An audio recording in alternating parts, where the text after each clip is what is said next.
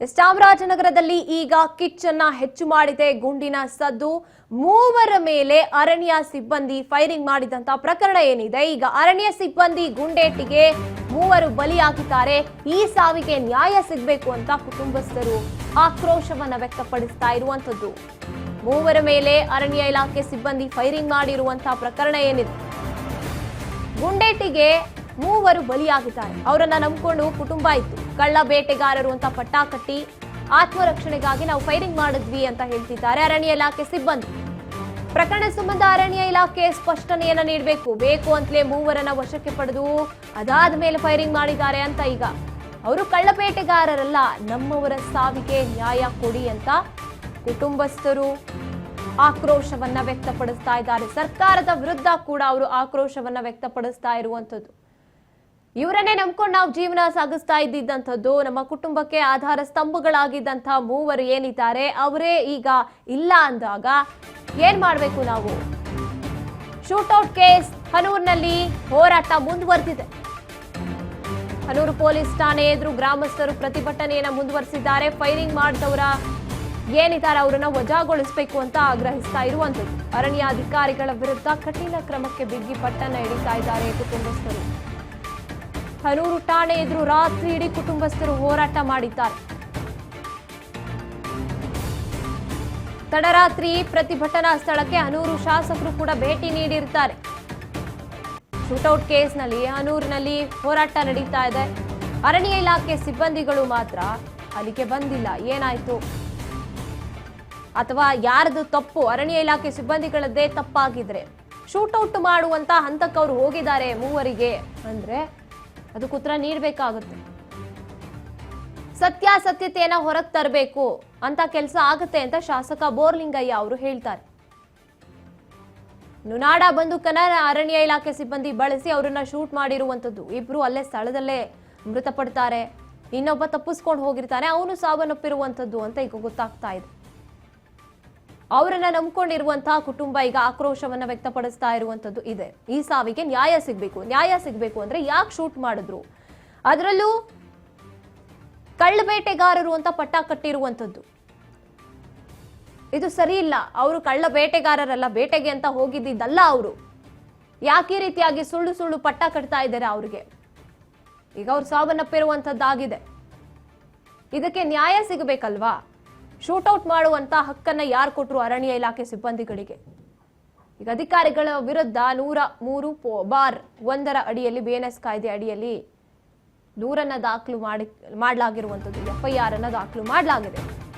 ಕೊಲೆ ಯತ್ನ ಅಂತ ಜಿಲ್ಲಾಡಳಿತ ಸರ್ಕಾರಕ್ಕೆ ಬಿಸಿ ತುಪ್ಪ ಆಗಿದೆ ಈ ಒಂದು ಶೂಟೌಟ್ ನ ಕೇಸ್. ಯಾರ ಮಾತನ್ನು ಕೇಳ್ತಾ ಇಲ್ಲ ಕುಟುಂಬಸ್ಥರು.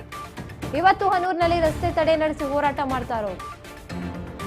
ಶೂಟೌಟ್ ಮಾಡಕ್ ಆದೇಶ ನೀಡಿದವರು ಯಾರು ಅಂತ ಪ್ರಶ್ನೆ ಕೇಳ್ತಿದ್ದಾರೆ ಅವರು. ಶೂಟೌಟ್ ಕೇಸ್ ಬಗ್ಗೆ ಉನ್ನತ ಮಟ್ಟದ ತನಿಖೆ ಆಗ್ಲೇಬೇಕು. 7 ಜನ ಅರಣ್ಯ ಸಿಬ್ಬಂದಿಗಳು ಏನಿದ್ದಾರೆ ಅವರನ್ನ ಕೂಡಲೇ ವಜಾಗೊಳಿಸಬೇಕು. ಮೃತರ ಕುಟುಂಬಸ್ಥರಿಗೆ ಸೂಕ್ತವಾದಂತ ಪರಿಹಾರ ನೀಡಬೇಕು. ಮತ್ತೆ ಅವರನ್ನ ನಂಬಿಕೊಂಡಿರುವಂತ ಅವರ ಮಕ್ಕಳು, ಅವರ ವಿದ್ಯಾಭ್ಯಾಸದ ಸಂಪೂರ್ಣ ವೆಚ್ಚವನ್ನ ಸರ್ಕಾರವೇ ಭರಿಸಬೇಕು ಅಂತ ಈಗ ವ್ಯಕ್ತಪಡಿಸ್ತಾ ಇರುವಂತ ಆಕ್ರೋಶ.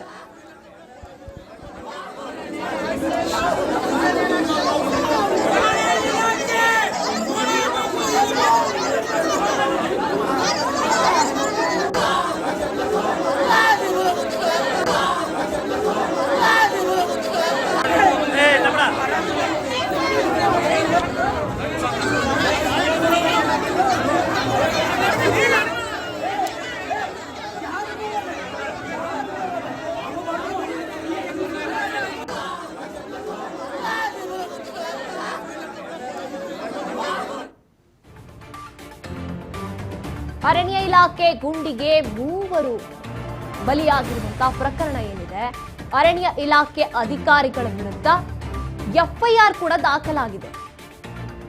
ಕೊಲೆ ಪ್ರಕರಣ ದಾಖಲಾಗಿರುವಂತದ್ದು 103(1) ಅಡಿಯಲ್ಲಿ ಹನೂರು ಪೊಲೀಸ್ ಠಾಣೆಯಲ್ಲಿ FIR ದಾಖಲಾಗಿದೆ. ಆಂಟನಿ ಸ್ವಾಮಿ, ಲೂರ್ತಾ ಮೇರಿ ದೂರನ್ನ ಆಧರಿಸಿ FIR ಅನ್ನ ದಾಖಲಿಸಿರುವಂತದ್ದು. ಅಂದ್ರೆ ಮೃತಪಟ್ಟಿರುವಂತದ್ದು ಹನೂರು ವಿಭಾಗದ ಅರಣ್ಯಾಧಿಕಾರಿಗಳ ವಿರುದ್ಧ ನಿರ್ದಿಷ್ಟ ಹೆಸರನ್ನ ನಮೂದನೆ ಮಾಡಿಲ್ಲ. ಅರಣ್ಯಾಧಿಕಾರಿಗಳ ಮುಂದೆ ಅಷ್ಟೇ ಈ ಎಫ್ಐಆರ್ ಅನ್ನ ದಾಖಲು ಮಾಡಲಾಗಿರುವಂಥದ್ದು. ಬಿಎನ್ಎಸ್ ಸೆಕ್ಷನ್ 103(1) ಅಡಿಯಲ್ಲಿ ಶೂಟೌಟ್ ಆಗಿ 3 ಸಾವನ್ನಪ್ಪಿರುವಂಥದ್ದು. 7 ಜನರ ಹೆಸರು, ಅಂದ್ರೆ ಹೆಸರು ಅಂತ ಗೊತ್ತಾಗ್ತಾ ಇಲ್ಲ, 7 ಜನ ಅಲ್ಲಿ ಭಾಗಿಯಾಗಿದ್ರು. ಅರಣ್ಯ ಇಲಾಖೆ ಸಿಬ್ಬಂದಿಗಳು ಶೂಟೌಟ್ ಮಾಡೋದಕ್ಕೆ ಇವ್ರಿಗೆ ಯಾರು ರೈಟ್ಸ್ ಕೊಟ್ಟಿತ್ತು ಅಥವಾ ಎಲ್ಲಿಂದನಾದ್ರೂ ಆರ್ಡರ್ ಬಂದಿತ್ತಾ ಅಂಥದ್ದು ಏನ್ ನಡೀತು ಇವರ ಮಧ್ಯೆ? ಈ 3 ಜೊತೆಗೆ ಅರಣ್ಯ ಇಲಾಖೆಯ ಸಿಬ್ಬಂದಿಗಳು ಅಲ್ಲಿ ಏನು ಕೆಲಸ ನಿರ್ವಹಿಸ್ತಾ ಇರ್ತಾರೆ ಅರಣ್ಯ ಇಲಾಖೆಯಲ್ಲಿ, ಅರಣ್ಯದೊಳಗೆ ನೈಟ್ ರೌಂಡ್ಸ್ಗೆ ಅಂತ ಹೋಗಿದ್ದಂತ ಸಂದರ್ಭ. ಆಗ ಈ 3 ಗುಹೆಯಲ್ಲಿ ಬಚ್ಚಿಟ್ಕೊಂಡಿದ್ರಂತೆ. ಬಚ್ಚಿಟ್ಕೊಂಡವ್ರು ಏಕಾಏಕಿ ದಾಳಿ ನಡೆಸ್ತಿದ್ರು ನಮ್ಮ ಮೇಲೆ ಅಂತ ಹೇಳ್ತಾ ಇರುವಂಥದ್ದು ಅರಣ್ಯ ಇಲಾಖೆ ಸಿಬ್ಬಂದಿಗಳು ಹೇಳಿಕೆ ಕೊಡ್ತಾ ಇರುವಂಥದ್ದು. ಆದ್ರೆ ಇಲ್ಲಿ ಗೊಂದಲವಂತೂ ಉಂಟಾಗ್ತಾ ಇದೆ. ಶೂಟೌಟ್ ಮಾಡೋ ಹಂತಕ್ಕೆ ತಲುಪ್ತಾರೆ ಅಂದ್ರೆ ಏನ್ ನಡೆದಿರಬಹುದು ಅಲ್ಲಿ, ಅಥವಾ ಏನ್ ಸಿಕ್ಕಿರಬಹುದು? ಇವ್ರು ನಿಜವಾಗ್ಲೂ ಕಳ್ಳಬೇಟೆಗೆ ಅಂತ ಹೋಗಿದ್ರ? ಇನ್ನು ಮಾಂಸ ಪತ್ತೆಯಾಗಿದೆ, ಜಪ್ತಿ ಮಾಡ್ಕೊಂಡಿದೀವಿ ನಾವು ಅಂತ ಹೇಳಿದ್ದಾರೆ. ಆದ್ರೆ ಅದಕ್ಕೆ ಇನ್ನೂ ಲಿಖಿತ ರೂಪದಲ್ಲಿ ಪ್ರೂಫ್ ಸಿಕ್ಕಿಲ್ಲ, ಅಥವಾ ಅಲ್ಲಿ ಏನು ಸಿಕ್ತು ಅನ್ನುವಂಥದ್ದನ್ನ ಎಲ್ರ ಮುಂದೆ ಅಥವಾ ಅಧಿಕಾರಿಗಳ ಮುಂದೆ ಇಟ್ಟಿಲ್ಲ ಇವರು. ಅದಕ್ಕಾಗೇನೆ ಈಗ ರಾಜ್ಯ ಸರ್ಕಾರಕ್ಕೊಂದ್ ರೀತಿ ತಲೆನೋವಾದ್ರೆ ಇಷ್ಟೆಲ್ಲವನ್ನ ತನ್ನ ಹಣೆ ಮೇಲೆ, ಅಥವಾ ಏನು ಇವಾಗ ಕುಟುಂಬಸ್ಥರು ಆಕ್ರೋಶವನ್ನ ವ್ಯಕ್ತಪಡಿಸ್ತಾ ಇರುವಂತದ್ದು ರಾಜ್ಯ ಸರ್ಕಾರ ಇದಕ್ಕೆ ಗಮನ ಹರಿಸಬೇಕು, ಈ ಸಾವಿಗೆ ನ್ಯಾಯ ಸಿಗಬೇಕು ಅಂತ. ಈಗ ಪರಿಹಾರ ಘೋಷಣೆ ಮಾಡಬೇಕು, ಮಕ್ಕಳ ವಿದ್ಯಾಭ್ಯಾಸವನ್ನ ಇವರೇ ಗಮನದಲ್ಲಿ ಇಟ್ಕೊಂಡು ಇವರೇ ಭರಿಸಬೇಕು ಆ ವೆಚ್ಚವನ್ನ. ಅದೊಂದು ಕಡೆ ಆದ್ರೆ ಈ ಸಾವು ಅರಣ್ಯ ಇಲಾಖೆಗಳ ಮೇಲೆ ಬರ್ತಾ ಇರುವಂತಹ ದೂರು, ಯಾಕೆ ಶೂಟೌಟ್ ಮಾಡಿದ್ರು, ಅವ್ರಿಗೆ ಹೇಗೆ ರೈಟ್ಸ್ ಕೊಟ್ಟಿದ್ದು ಯಾರು ಹೇಳಿದ್ರು ಅಂತ ಇವ್ರು ಶೂಟ್ ಮಾಡಬೇಕು ಅಂತ ನಿರ್ಧಾರ ಮಾಡಿಕೊಂಡ್ರು. ಜೊತೆಗೆ ಪೊಲೀಸರು ಅಷ್ಟೇನೆ ಹೇಳಿದ್ರು ಒಪ್ಕೋತಾ ಇಲ್ಲ. ಶವಾಗಾರದಲ್ಲೇ ಇರುವಂತದ್ದು ಮೃತದೇಹಗಳು. ಪೊಲೀಸರು ಬೇಡ್ಕೋತಾ ಇದ್ದಾರೆ, ಇಲ್ಲ ಮರಣೋತ್ತರ ಪರೀಕ್ಷೆ ಮಾಡಿಬಿಡೋಣ, ಅದಾದ ನಂತರದಲ್ಲಿ ಏನ್ ಅಂತ್ಯಕ್ರಿಯೆ ಕಾರ್ಯ ಇದೆ ಅದನ್ನೆಲ್ಲವನ್ನ ಮುಗಿಸಿ ನಂತರದಲ್ಲಿ ನಾವು ತನಿಖೆ ನಡೆಸ್ತೀವಿ ಸರಿಯಾದ ರೀತಿಯಲ್ಲಿ. ಚಾಮರಾಜನಗರ ಜಿಲ್ಲಾಡಳಿತ, ಪೊಲೀಸರು, ತಹಶೀಲ್ದಾರ್ ಎಷ್ಟೇ ಮನವಿಯನ್ನ ಮಾಡಿಕೊಂಡ್ರು ಸ್ಪಂದಿಸಲ್ಲ ಮೃತರ ಕುಟುಂಬಸ್ಥರು ಏನಿದ್ದಾರೆ. ಮೃತದೇಹಗಳನ್ನ ಇನ್ನೂ ಶವಾಗಾರದಲ್ಲೇ ಇಟ್ಕೊಂಡಿರುವಂತದ್ದು ಮೈಸೂರಿನ ಶವಾಗಾರದಲ್ಲಿ. ಮರಣೋತ್ತರ ಪರೀಕ್ಷೆಗೆ ನಾವು ಕಳಿಸ್ತೀವಿ ಅಂತ ಡಾಕ್ಟರ್ಸು ಬಂದಿರ್ತಾರೆ ನಿನ್ನೆ ಮರಣೋತ್ತರ ಪರೀಕ್ಷೆ ಮಾಡೋದಕ್ಕೆ.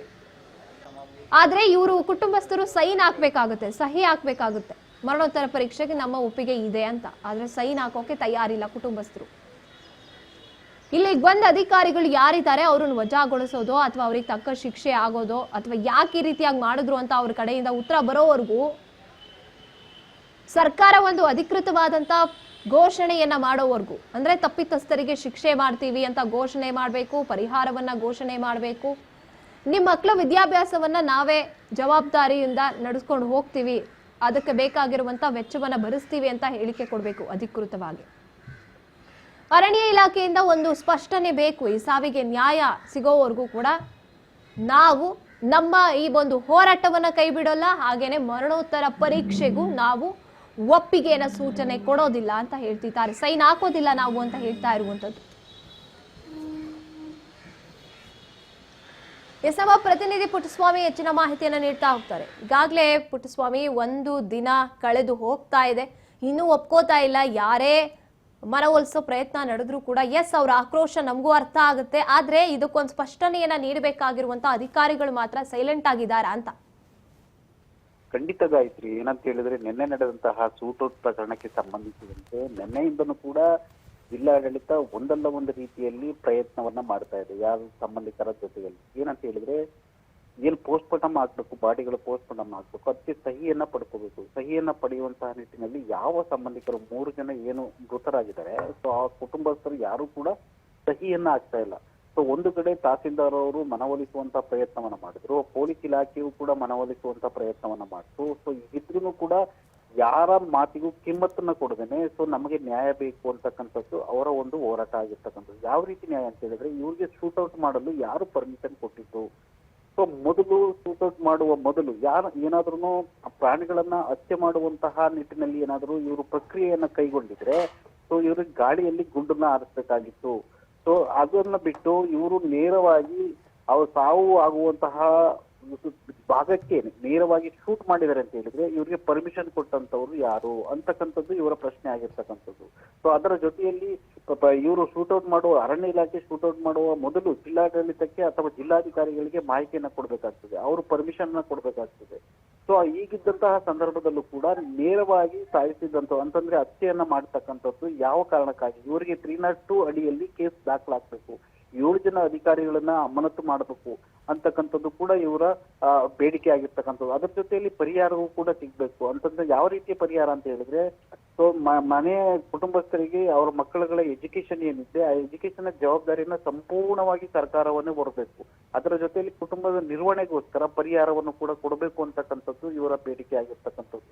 ಇಂತಹ ಸಂದರ್ಭದಲ್ಲೂ ಜಿಲ್ಲಾಡಳಿತ ನೇರವಾಗಿ ಸಂಬಂಧಿಕರ ಜೊತೆಯಲ್ಲಿ ಚರ್ಚೆಯನ್ನ ಮಾಡಿದ್ರು ಕೂಡ ಯಾವುದೇ ರೀತಿಯ ಕಿಮ್ಮತ್ತನ್ನ ಕೊಡದೇನೆ ಪ್ರತಿಭಟನೆಗೆ ಮುಂದಾಗ್ತಾ ಇರ್ತಕ್ಕಂಥದ್ದು ಎಲ್ಲೋ ಒಂದು ಕಡೆ ಇದು ಯಾವ ದಿಕ್ಕಿನತ್ತ ಸಾಗ್ತದೆ ಅಂತಕ್ಕಂಥದ್ದನ್ನ ಕಾದ್ ನೋಡ್ಬೇಕಾಗಿದೆ ಗಾಯಕರು. ಎಸ್, ಥ್ಯಾಂಕ್ ಯು ಪುಟ್ಟಸ್ವಾಮಿ ತಮ್ಮೆಲ್ಲ ಮಾಹಿತಿಗಾಗಿ.